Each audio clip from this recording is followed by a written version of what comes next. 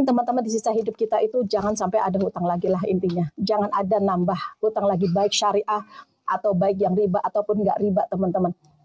Karena kita tidak akan pernah tahu usia kita.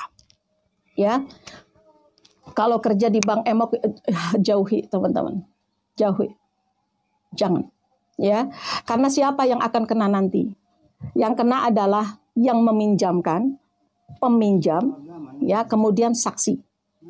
Ya, oke ya. Biasanya teman-teman, kalau bank syariah, teman-teman, bank syariah itu kalau kita nyimpan uang, itu ada bagi hasil, ya, mudharabah. Nah, ada mudharabah itu namanya bagi hasil. Bukan bunga, teman-teman. Jadi pembagiannya itu bukan bunga. Nanti kalau kamu nyimpan di saya, nanti kamu dapat bunga sekian persen, itu nggak kayak gitu. Jadi itu sistemnya itu bagi hasil, itu kalau syariah. Tapi bagaimanapun di sini, teman-teman, coba deh teman-teman lebih baik, ya, jangan ada pinjaman mau ke syariah ataupun kemanapun, ke konvensional ataupun ke, karena apa? Sebenarnya ini benar nggak sih kata-kata saya? Syariah. Di situ itu ada benar-benar bagi hasil misalkan, ya, atau ada murabahah, jual beli. Kalau syariah itu biasanya bukan bunga, tapi gini, kamu butuh motor, kamu butuh mobil, kamu butuh rumah. Berapa harga rumahmu? Oh, harganya 1 miliar. Oke, saya belikan ya 1 miliar. Nanti saya jual ke kamu itu 1 miliar 300 misalkan. Nah itu kayak gitu. Tapi kalau di konvensional nggak kayak gitu. Nah itu benar-benar harus butuh pemahaman ya teman-teman ya. Tapi intinya pokoknya gimana, punya duit ya beli, nggak punya duit mah nggak usah. Intinya kayak gitu. Iya, nah sekarang ternyata syariah, walaupun syariah banyak nggak sedikit, ternyata justru lebih banyak penambahannya. Benar nggak sih? Benar nggak teman-teman? Penambahannya justru lebih banyak. Yang konvensional mah bunga, yang konvensional mah bunga, yang syariah mah ya, yang syariah mah bagi hasil ya. Kemudian ya pokoknya mudharabah ya, murabahah itu benar-benar halal, tetapi lebih banyak teman-teman. Ya. KPR harga 800 misalkan. Sama konvensional yang riba itu lebih besar ya dari yang syariah, biasanya seperti itu. Ya, benar nggak sih? Iya nggak? Apa yang saya katakan? Ya, konvensional riba, akadnya akad riba. Syariah itu boleh, ada yang membolehkan, ya. Tapi hati-hati juga, karena ada yang syariahan. Boleh syariah, tapi setelah dilihat-lihat, ya Allah, jadi banyak banget. Teman-teman, harga rumah berapa jadi berapa nanti? Harga di bawah 1 miliar jadi 1 miliar lebih. Bedanya adalah hanya akad saja. Maka saya bilang sama teman-teman, intinya adalah teman-teman punya uang 800, beli rumah yang 800. Gak usah teman-teman itu dikreditin, mau syariah ataupun konvensional. Karena harganya nanti jadi 1, sekian M. Sabar aja dulu teman-teman untuk ngontrak. Ngontrak aja dulu. Saya kasih tahu gambaran. Bun, bukannya kalau ngontrak itu saya nggak punya rumah, Bun. Siapa yang punya pikiran kayak gitu, Cung? Kalau rentenir itu yang kelima, teman-teman. Rentenir itu yang kelima. Berbunga terus. Ya. Oke, yang keempat tadi. Ya, yang keempat. Riba jahiliyah. Udah jahiliyah. Dari zaman dulu itu. Udah paling parah itu, jahiliyah. Ya. Kemudian, kontrak. Nah, teman-teman kalau misalkan ngontrak. Siapa yang berpikir kalau ngontrak itu saya nggak punya rumah. Ya. Tapi kalau saya KPR, nanti saya punya rumah. Ada yang punya kepikiran kayak gitu? Oke, ada? Nah, saya kayak gini. Oke, saya kasih tahu. Saya kasih gambaran ya. Siapa di sini yang berpikir bahwa ketika ngontrak, itu nggak punya rumah. KPR, saya punya rumah. Salah. Saya dulu berpikir, kalau saya nggak KPR, saya nggak punya rumah. Itu keyakinan saya. Keyakinan saya diijabah sama Allah, dimudahkan saya untuk bisa punya KPR rumah, tapi ternyata hancur juga. Oke, artinya nggak benar itu. Teman-teman punya uang 200 juta. Ini saya gambaran nih, siapa tahu ada anak-anak teman-teman yang saat ini sedang mencari rumah atau kontrakan. Punya uang 200 juta. Oke, gaji 15 juta. Ya, 200 juta, gaji 500 juta, 15 juta. Sekarang ngontrak 30 juta.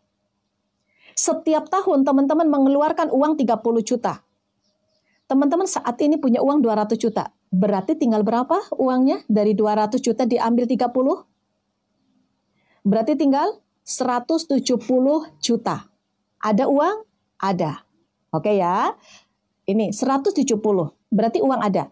15 jutanya aman? Gajinya aman? Aman. Oke ya. Oke, saya kasih gambaran. Tapi ketika teman-teman di DP-kan untuk KPR, hanya pindah rumah dan ada beban. Bebannya apa? 200 jutanya di DP-kan, 15 jutanya teman-teman dikurangi untuk membayar rumah. Oke, benar ya? Nah, itu sampai bertahun-tahun, sampai 15 tahun, sampai 10 tahun. Misalkan gaji 15 juta, oke lah, gaji 10 juta lah. Ya kan? Akhirnya gajinya berkurang untuk apa? Rumah. Yang tadinya aman-aman saja ada uang 170 juta, gajinya dikurangi untuk membayar rumah, belum nanti kalau rumahnya bocor. Belum kalau rumahnya rusak, belum benerin rumah. Benar nggak? Lebih baik apa? Ngontrak dulu, uang itu nambah-nambah terus. Karena apa? Ketika teman-teman bayar rumah, mending kalau bayar rumah 700 juta, bayar 700 juta. Ini mah enggak. Yang dibayar bunga berbunga. Makanya sampai beres itu harganya mahal banget teman-teman. Karena bunga berbunga. Ya, maka jangan berani-berani.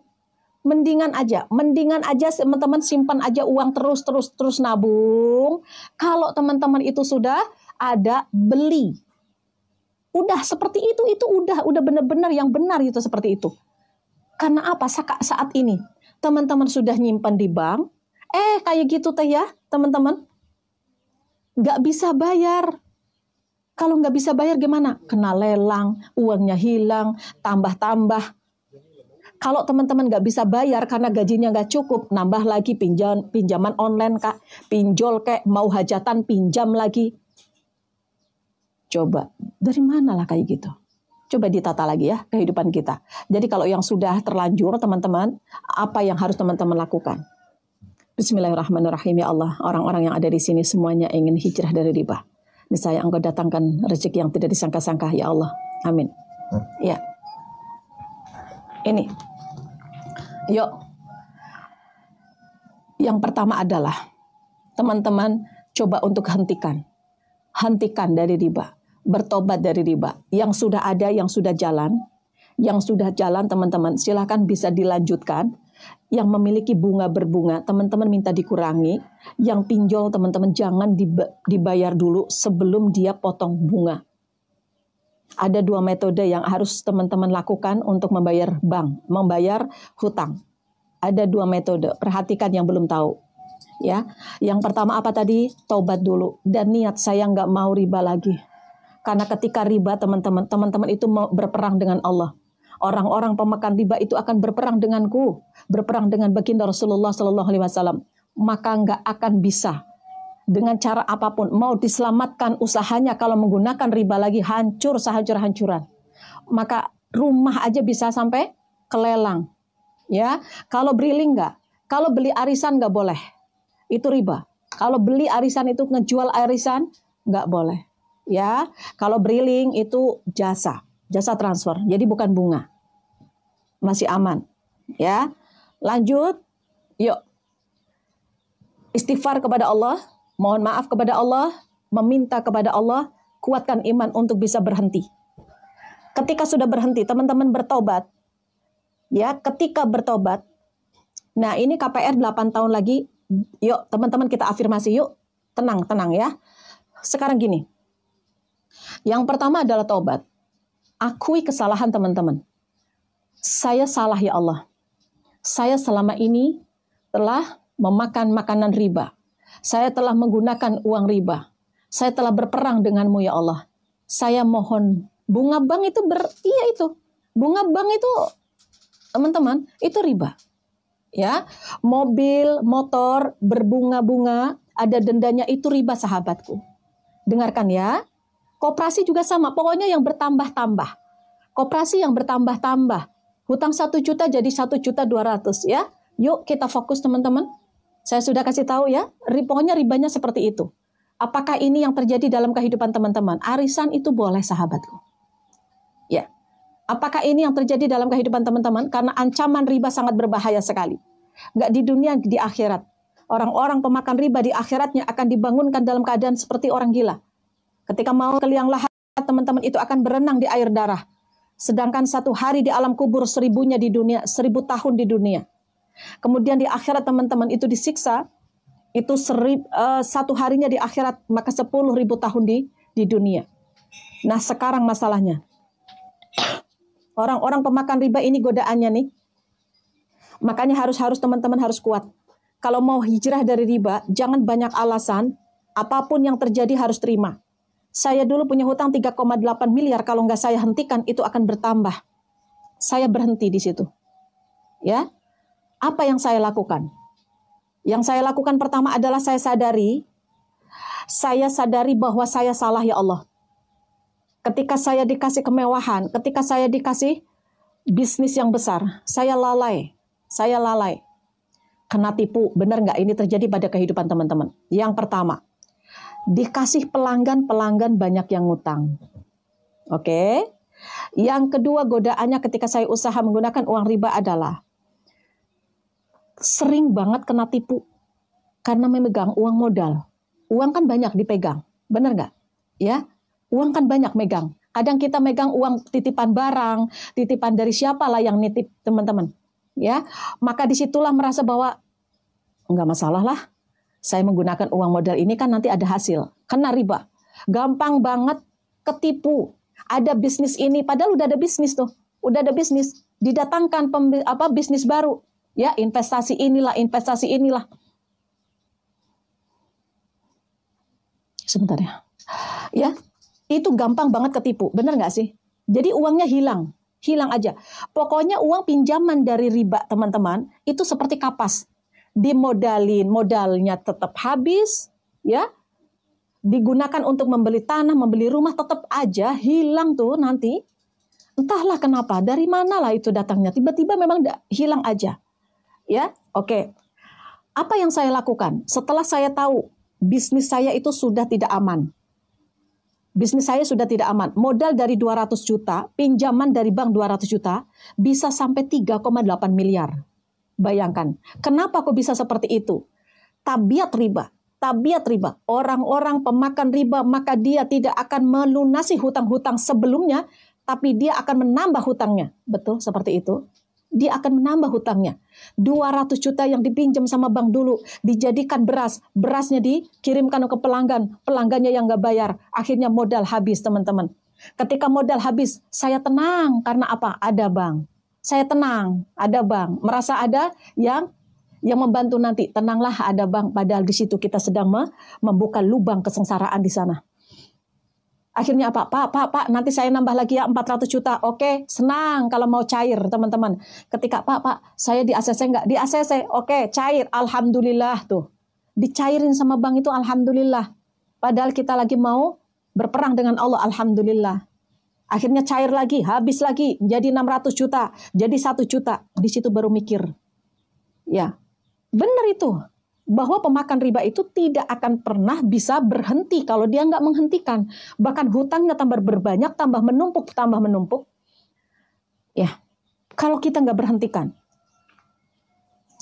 Godaan banyak dari mana-mana. Barang yang ketipu lah, ada orang belanja nggak bayar lah, ada orang yang minjam nggak bayar lah. Pokoknya banyak sekali teman-teman. Itulah cara Allah. Allah akan mengambil harta yang Allah titipkan kepada kita. Allah akan mengambil harta riba dengan cara Allah. Dan itu pasti akan dihabiskan sama Allah. Susah hidupnya. Jarang sholat. jarang ibadah. Oke, sholat oke lah. Tapi apa? Ibadah teman-teman. Kayaknya sholatnya nggak khusyuk. Kayaknya teman-teman itu, kayaknya kalau misalkan orang-orang pemakan riba berangas. Tahu berangas? Ya, ambisius luar biasa. Boro-boro memikirkan kurban. Boro-boro memikirkan umroh teman-teman. Gimana saya punya barang. Orang-orang merasa dipercaya ketika cair dari koperasi, ketika cair dari bank. Merasa dipercaya, padahal nggak dipercaya. Kenapa dia percaya? Karena kita punya dagangan. Karena kita punya jaminan. Itu perlu disadari. Maka saat ini teman-teman, yang sudah dalam seperti itu, dalam kondisi gubang riba, yuk bertobat. Setelah bertobat, akui kesalahan saya. Minta tolong kepada Allah. Bertobat, istighfar. Istighfar. Habis tobat apapun. Berjanji untuk tidak benar-benar bersentuhan lagi dengan bank. Yang sudah ada diselesaikan sedikit demi sedikit. Nanti saya kasih tahu caranya. Yang kedua apa? Merasa diawasi sama Allah. Ketika kita itu mau riba lagi, takut. Saya takut ya Allah, saya nggak mau lagi. Karena apa? Ketika teman-teman sudah hijrah riba, godaannya adalah, nih godaannya. Yang pertama, ditinggalkan sama sahabat. Sahabat-sahabat meninggalkan. Orang-orang yang dulu bareng-bareng sama kita ketika kita sukses, meninggalkan. Kemudian saudara-saudara sudah pada nggak percaya. Banyak orang-orang yang sudah tidak percaya. Oke, itu godaannya harus kuat ya.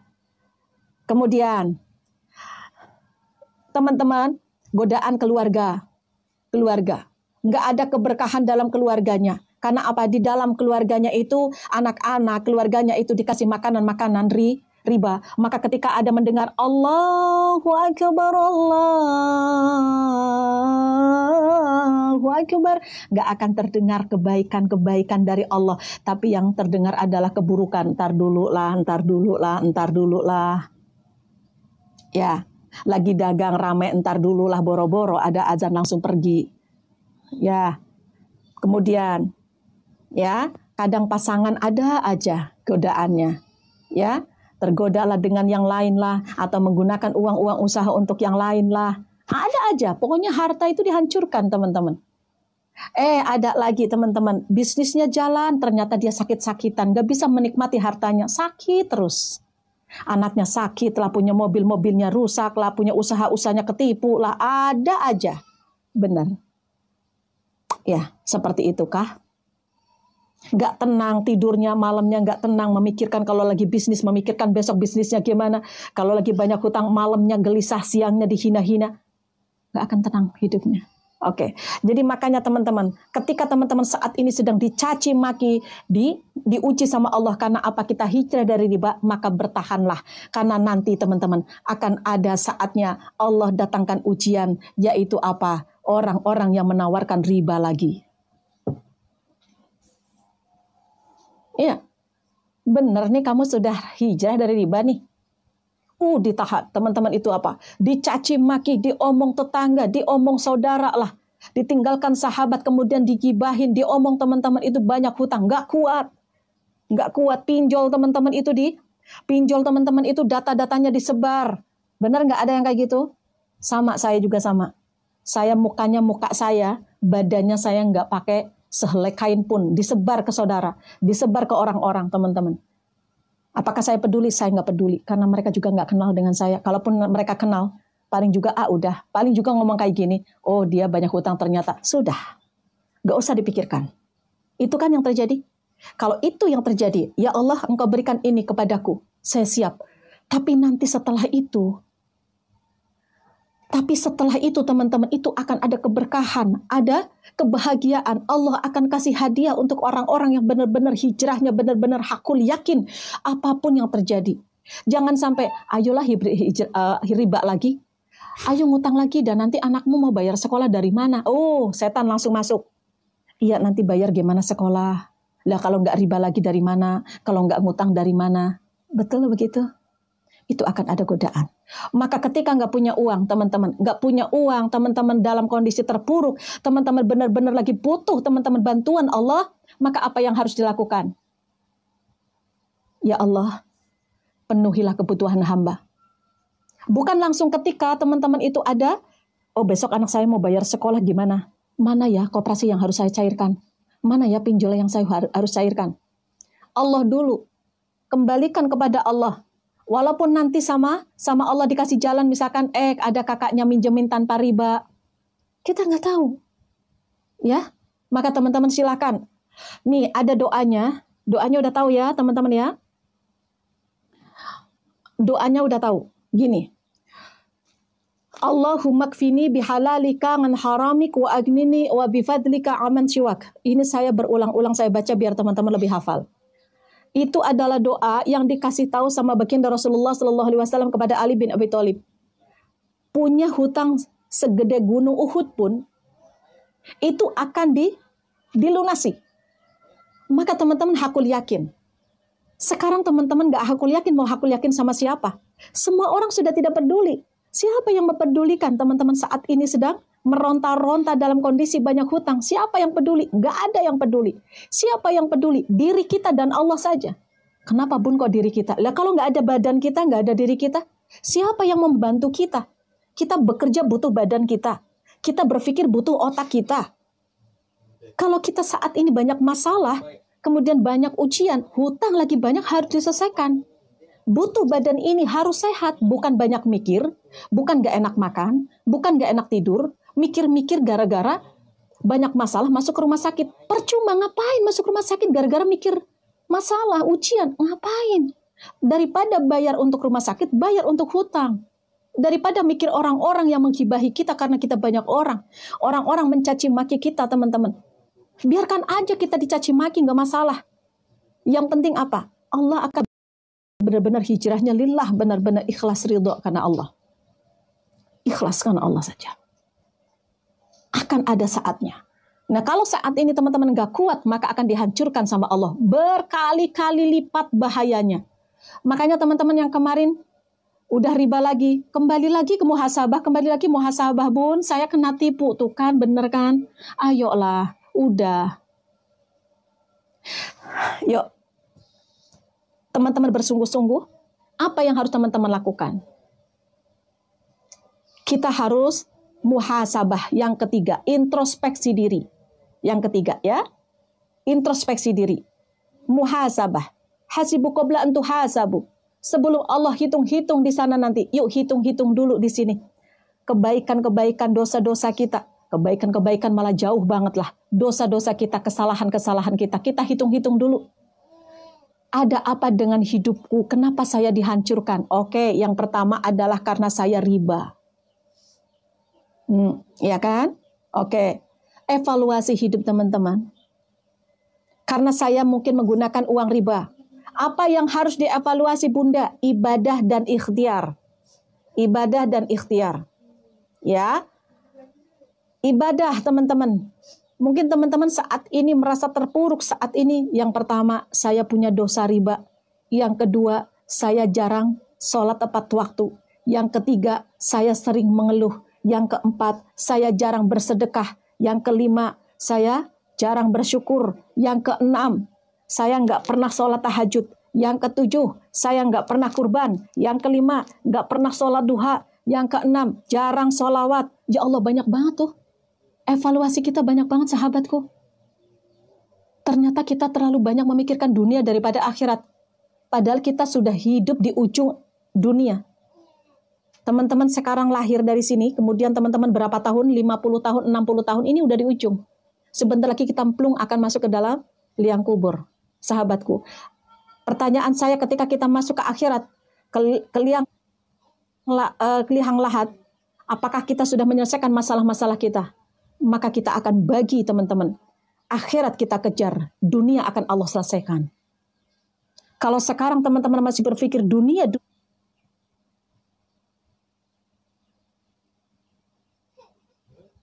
ngomong kayak gini, ya udahlah, jangan ngomong aja. Nyatanya saya itu susah untuk bangkit, susah untuk keluar riba. Loh, yang riba siapa?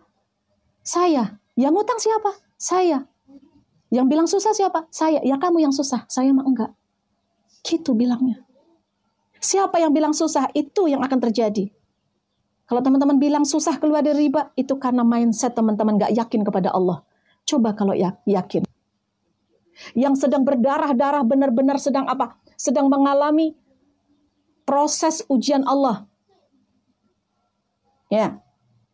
Coba, ya. Kemudian setelah itu ikhtiarnya itu dievaluasi. Ada apa saya bisa bangkrut?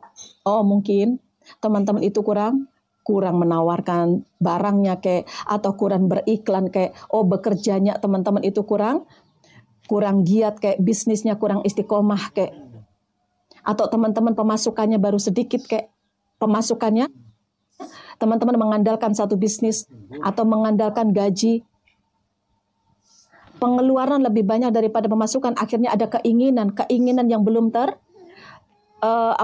keinginan tapi belum mampu dipaksakan. Akhirnya apa? Pengeluaran lebih banyak daripada pemasukan. Tapi saat ini masih santai-santai, bekerjanya begitu-gitu aja. Akhirnya apa? Menambah lagi lubang-lubang yang baru. Ya. Kemudian, nah sekarang bagaimana untuk bisa merubah kehidupan kita? Yang pertama kita selesaikan satu persatu, tapi niatkan dulu untuk kembali kepada Allah dulu. Niat untuk ribanya dihilangkan. Gak mau riba lagi. Yang kedua, yuk. Kalau kerja di bank, teman-teman, kerja di bank, perhatikan. Ada office boy, teman-teman. Kemudian kerja-kerja yang lain selain perkreditan, teman-teman. Itu ada yang menganggap kalau itu halal. Tetapi, teman-teman, ada yang menganggap bahwa gaji yang ada dari sana itu tetap perputarannya adalah perputaran dari riba. Maka ketika mengalir ke sana, maka itu masih tetap aliran riba. Nah, itu ada beberapa pendapat. Kalau saya sarankan, teman-teman, carilah pekerjaan yang lain sebelum dapat, karena memang harus memberikan nafkah kepada anak-anak, kepada keluarga. Pokoknya bilang sama Allah. Ya, bilang sama Allah. Minta pekerjaan selain itu. Ya, teman-teman ya. Kan kita itu cari berkahnya. Karena gini ya, teman-teman yang bisa merasakan ketika kerja di sana.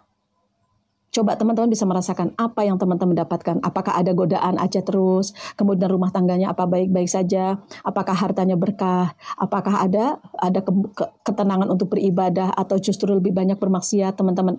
Itu salah satunya. Wallahu a'lam bishawab. Hanya teman-teman yang tahu. Seperti itu ya. Jadi ada yang memperbolehkan, ada yang membuat bilang bahwa carilah yang lain. Ya. Perkembangnya riba di masyarakat, harusnya pemerintahan ngasih solusi. Susah Kak. Kalau untuk dari pemerintahan ya, kita aja sendiri. Kita sendiri menghindari untuk hutang-hutang kayak gitu ya. Itu kan sama aja kita tidak mensupport mereka program. Seperti itu. Kita aja sendiri. Kalau kita mikir pemerintah terlalu jauh ya, terlalu jauh. Kita untuk diri sendiri aja. Karena ketika kita dosa ya dosa untuk kita.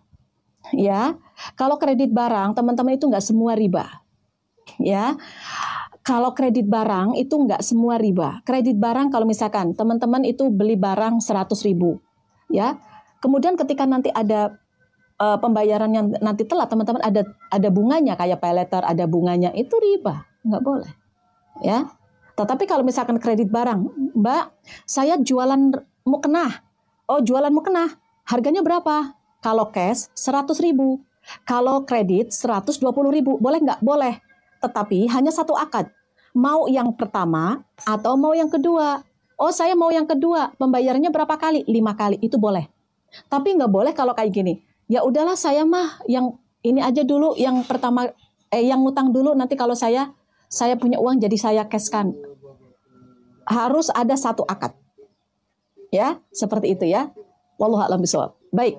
Iya, motor teman-teman yang berbunga-berbunga, ada pembayaran kena denda, ada telat kena denda, itu riba. Baik, saya akan ngasih solusi nih teman-teman, saya ngasih solusi, dengerin ya. Dengerin nggak nih? Dengerin nggak? Yang saat ini masih memiliki, ya, yang saat ini masih memiliki riba. Tobat. Yang sudah ada, yang masih ada, diselesaikan. Diselesaikan. Hanya itu. Diselesaikan. Dengan cara apa? Yuk, caranya gini nih. Memiliki hutang berapa? Misalkan teman-teman saat ini memiliki hutangnya 10. Memiliki 10 hutang. Ya, memiliki 10 hutang. Kalau saya dulu banyak 3,8 miliar, berapa coba bayang hutangnya? Banyak sekali yang ngejar-ngejar, banyak sekali. 10 hutang. Yang ini bank, yang ini berbunga, yang ini nggak berbunga, ini saudara tapi besar, ini ada yang kecil-kecil. Mana dulu yang harus kita selesaikan, teman-teman? Mana dulu yang harus kita selesaikan? Oke, Bun, kalau saya ada KPR 15 juta, 15 tahun lagi gimana? Nanti, sabar dulu, sabar dulu. Dengerin dulu saya, dengerin dulu. Punya hutang ke 10 orang. Kemudian teman-teman itu saat ini kacau. Makanya orang-orang yang kacau saat itu tuh nggak tahu harus gimana saya keluarnya. Maka mulai saat ini pegang kertas. Cari kertas, tulis dalam buku. Tulis dalam buku. Hutang teman-teman ada berapa? Mau yang ke bank, mau yang bukan ke bank, mau yang riba. Ya. Mau yang riba, ke anak pun harus bayar. Oke ya, kecuali kalau anak mengikhlaskan. Oke. Kemudian ditulis satu persatu. Dan kita ada 2 metode. 2 metode apa? Yang pertama adalah metode bola salju. Mau ditulis boleh? Metode bola salju. Oke. Ya. Apa itu metode bola salju? Metode bola salju yaitu bagi orang-orang yang saat ini tidak memiliki uang besar, selesaikan hutang-hutang yang kecil dulu. Punya hutang ke 10 orang, jangan sampai diabaikan hutang itu, sahabatku. Kalau nggak pingin hancur di dunia di akhiratnya. Ya, oke. Perhatikan. Yang kecil sama yang besar, itu tagihannya sama nggak? Cara nagihnya sama nggak? Sama. Hutang misalkan 100.000, tapi dia lagi butuh banget. Kadang ngomongnya nggak enak. Maka jangan teman-teman suka kayak gini. Punya hutang 100.000 aja ditagih-tagih. Kayak hutang besar aja. Awas teman-teman, nggak boleh ngomong kayak gitu. Itu tetap ya udah bayar aja, nggak usah ngomel. Ya, oke. Yang kecil dulu. Ibaratnya ada 5 lah, 5. Yang kecil sama yang besar ngomelnya sama. Nekannya sama, ya, maka teman-teman yang kecil dulu. Kalau pegadaian ada yang riba, ada yang enggak. Yang syariah biasanya enggak. Tapi yang konvensional biasanya suka ada bunga. Tapi wallahu a'lam bishawab, teman-teman. Ya, udah nggak usah digadein, jual aja. Oke ya. Kemudian punya uang sedikit demi sedikit, punya uang 50.000, punya uang 100.000, nih bayar nih, yang kecil-kecil dulu. Itu namanya metode longsor. Lama-lama, teman-teman, ini lunas 1, ini lunas 2. Sedikit demi sedikit. Bun, tapi ini sudah nekan-nekan. Ada nggak duitnya? Nggak ada. Gimana? Tahan, sabar. Diomel-omel saya sakit hati. Makanya jangan sakit hati. Makanya jangan punya penyakit hati. No comment, no mikir, no jengkel, teman-teman. No comment. Orang mau menghina kita ketika kita lagi punya hutang, sadari, iya saya sadar saya punya hutang. Mohon maaf ya. Kalau punya ya bayar, kalau belum ya jangan. Jangan teman-teman menambah lagi hutang baru, nanti lama-lama sama aja. Yang ini butuh duit, yang ini udah jatuh tempo, yang ini jatuh tempo juga. Yang ini nggak beres, dipinjemin sama yang baru sudah jatuh tempo, nambah tekanan. Betul? Tahan aja dulu. 1 aja dulu, ini tahan aja. Paham teman-teman? Yang penting hati teman-teman itu kuat. Tapi sakit hati. Makanya jangan punya penyakit hati. Saya sudah membahas di live pagi. Siapa di sini yang belum pernah ikut live pagi jam 5.30? Saya selalu muhasabah pagi, teman-teman ikuti. Yang belum pernah, biar lebih tenang teman-teman. Sama-sama berdoa dengan ribuan orang yang ada di sana. Jam 5.30 kita ada live muhasabah, ikuti ya. Oke. Kemudian, abaikan ini ya, bayar ini kecil dulu, sabar. Jangan segala pingin semua dibayar karena nggak mampu. Apa yang harus teman-teman lakukan? Tingkatkan penghasilan teman-teman. Tingkatkan penghasilan. Bun, saya susah untuk bekerja sekarang mah, bisnis. Saya nggak punya modal, nggak usah pakai modal duit. Modalnya apa bun? Modal keyakinan, mental teman-teman, dan energi, tenaga. Caranya jual baju-baju orang lain, jual produk-produk orang lain, pasang foto di sana. Ketika ada yang beli baru dipesankan. Yang penting kan ikhtiar. Allah itu tahu ikhtiar. Ya, yang penting kan ikhtiar. Allah itu nggak tahu pokoknya kalian itu gajinya berapa. Kalau sudah Allah akan lunaskan, Allah akan panggil umroh saja. Paham teman-teman? Maka harus ikhtiar. Rezeki itu harus diusahakan. Ada 4 pintu rezeki. Yang pertama nggak harus diusahakan, yang kedua harus diusahakan. Karena banyak hutang, maka harus usaha. Mau bekerja, mau teman-teman bisnis kayak terserah. Tapi bun gajinya saya kan kecil bun. Nggak ada kayak gitu. Begini teman-teman konsepnya. Ya Allah ya Rabb, saya niat untuk bisnis baju ini. Saya posting nih, saya posting ke media sosial. Saya ikhtiar ya Allah, saya ikhtiar. Doanya gimana? Doanya, ya Allah dengan ikhtiar saya ini adalah perantara bagi hamba untuk engkau segera panggil ke Baitullah. Ini adalah perantara bagi hamba, lunas hutang-hutang hamba, lunas amanah hamba. Dengan ikhtiar ini ya Allah, ini adalah perantara bagi hamba, engkau memberikan rumah cash untuk saya. Ini adalah perantara bagi hamba ya Allah, dengan ikhtiar ini ya Allah, engkau memberikan rezeki yang halal yang barokah ke dalam kehidupanku. Beres, maka teman-teman jangan ingat berapa gajinya. Ternyata gaji 500.000 teman-teman. Teman-teman nyuci baju tetangga, ikhtiar, atau teman-teman misalkan posting produk, belum ada laku, atau teman-teman jualan cendol, belum ada laku, itu rezekinya dari arah manapun. Siapa tahu teman-teman itu jualan cendol, belum laku, teman-teman, ternyata digratiskan umroh sama tetangga. Itu namanya Allah, dari jalan manapun memberikan jalan. Maka jangan teman-teman berpikir, dari jualan tanah saya bisa melunasi hutang. Kata siapa? Belum tentu. Nyatanya jualan tanah nggak laku-laku. Benar nggak? Dari saya jualan baju, saya bisa melunasi hutang. Lah kalau bajunya nggak laku-laku, apa nggak stres teman-teman?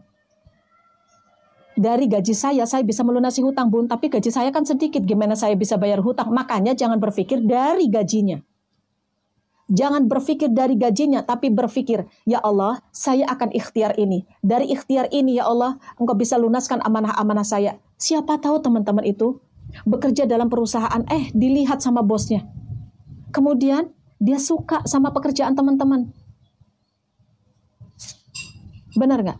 Itu konsep rezeki sebenarnya gini.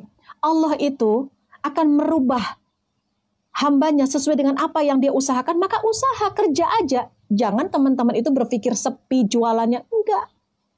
Sepi jualannya lah teman-teman. Kalau misalkan berpikir dari penghasilan, stres teman-teman. Contoh lah, es teh lagi. Berapa es teh itu? Penghasilan es teh teman-teman. Kalau pada waktu malam itu laku, apakah bisa untuk umroh? Kalau dari es tehnya, nggak cukup. Tapi dari ikhtiar dia jualan es teh.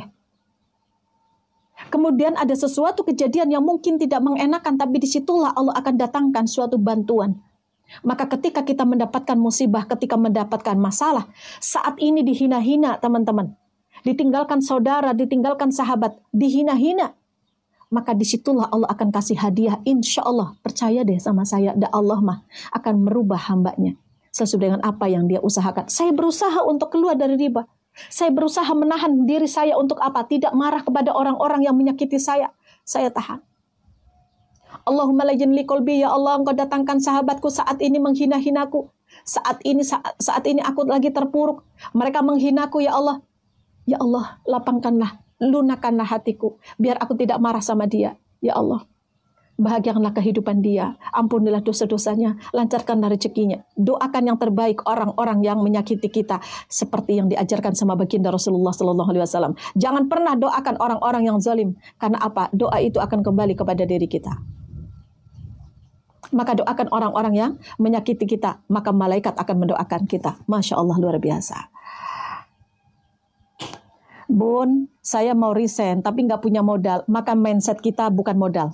Mindset kita adalah, bismillah ya Allah, saya mau hijrah dari riba.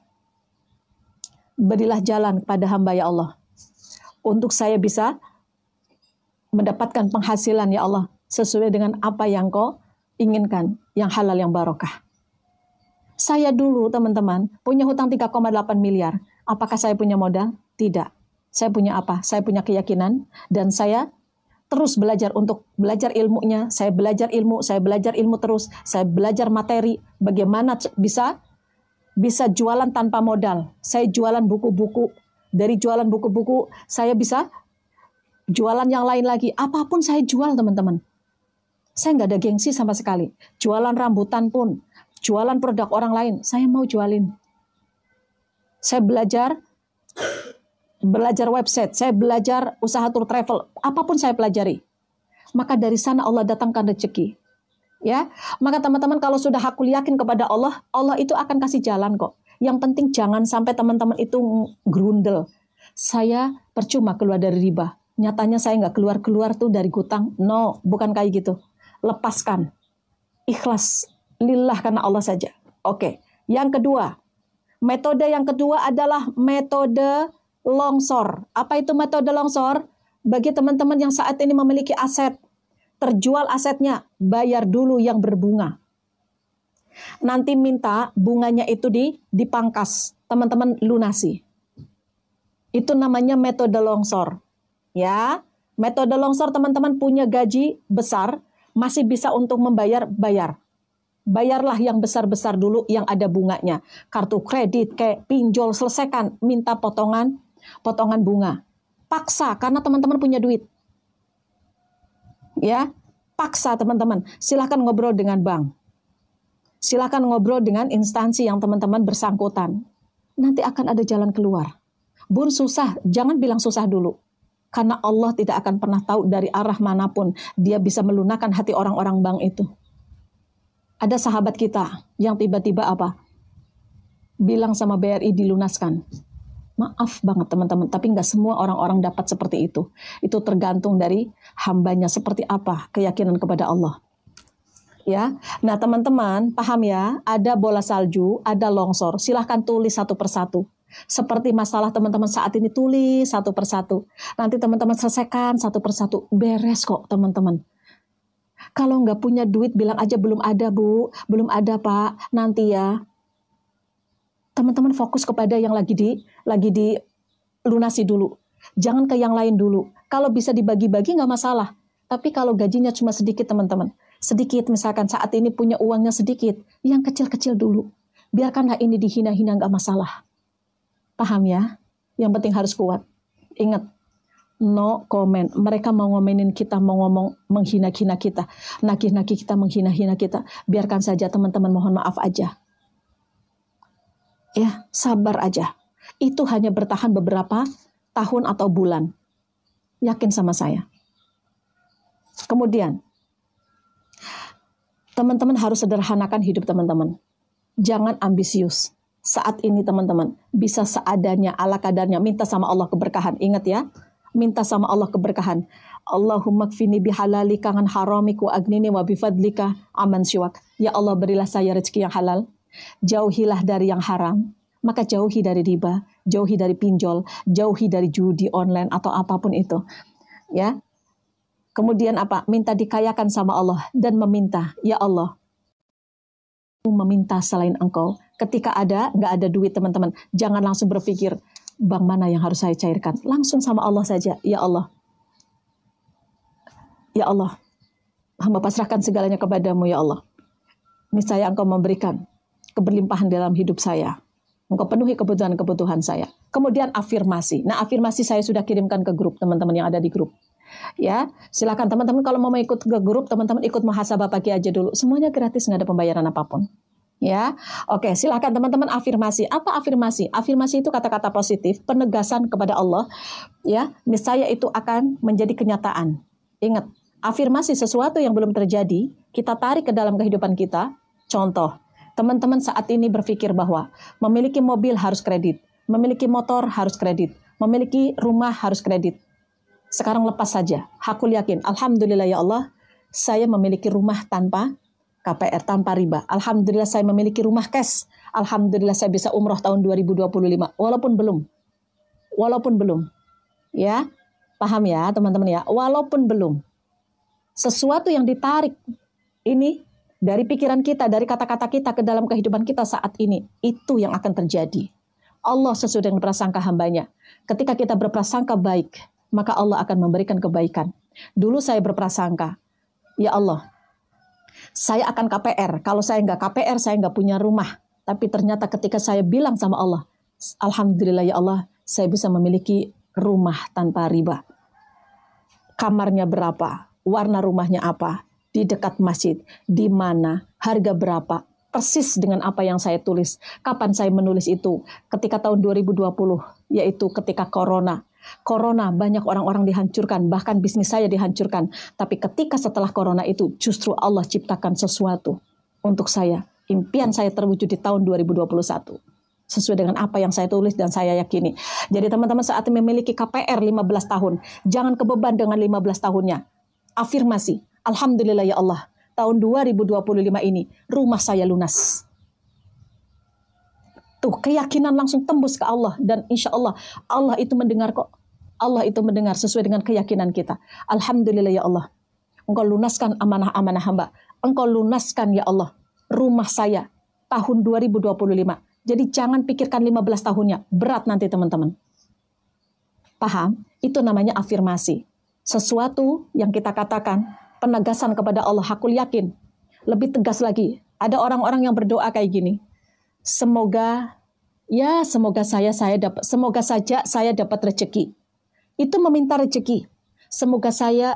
Nah, sekarang teman-teman, ini ada warna putih, ada juga warna. Oke, ini bukan terusan, ini atas bawah ya. Ini mau kena atas bawah. Kemarin mau kenanya. Oke, yuk teman-teman silakan. Saya akan pakai yang harga 119. Panjang depan 125, belakang 135, kemudian bawahannya 125, lingkar perutnya 75 ya. Nah, kemudian ada juga warna hitam, warna black. Ya, teman-teman lihat black. Ini yang ada rendanya, harganya 119.000. Teman-teman coba cek akun teman-teman. Oke, yang 119 RM manusia berapa? Kak, Alhamdulillah dibantu ya Kak. Kalau yang dari Malaysia, silahkan nanti bisa hubungi admin ya. Nah, ini yang best seller teman-teman. Yang paling laku, sudah laku 12.000 piece teman-teman nih. Ini yang black sama yang broken white. Harganya berapa? Harganya 119.000. 119.000. Mukenahnya berbahan katun. Tidak menerawang, tidak mudah kusut. Sudah punya yang rendas ya Mbak. Masya Allah nih. Ya, kemarin sudah sampai. Bagus Bun, adem. Makasih. Masya Allah. Alhamdulillah ya. Insya Allah nggak akan kecewa teman-teman. Ini mukenahnya. Mukenahnya berbahan katun. Nah, ini yang harga 119. Bun, bagaimana cara pesannya? Ada yang 79, ada yang 119. Oke, cara pesannya teman-teman. Nah, sebentar. Nah, cara pesannya teman-teman tinggal klik beli. Klik beli, saya akan kasih tahu ya. Nah, gini. Nah, ini bagus banget. Yang harga 119.000 ada rendanya. Tuh, mewah kan? Mewah kan teman-teman ya, Masya Allah. Kalau misalkan berdiri teman-teman itu 60, saya 168 tingginya ya, itu masih panjang. Teman-teman saya sakit kakinya agak sakit, jadi mohon maaf ya. Saya nggak berdiri dulu ya, nggak apa-apa ya. Oke, ya pokoknya itu seperti digambar lah teman-teman ya. Nah ini ada rendanya. Rendanya bukan renda yang gatal, bukan renda yang kaku ya. Kalau bus dijual lagi bisa dikurangin. Nah ini harganya Mama Kia. Sebenarnya ini harganya sudah murah banget. Sudah murah banget Mama Kia. Ya, banyak sekali teman-teman kita yang jual itu 150, 180 ya. Oke, silakan teman-teman, yuk diambil promonya teman-teman, mumpung lagi harga promo besar-besaran.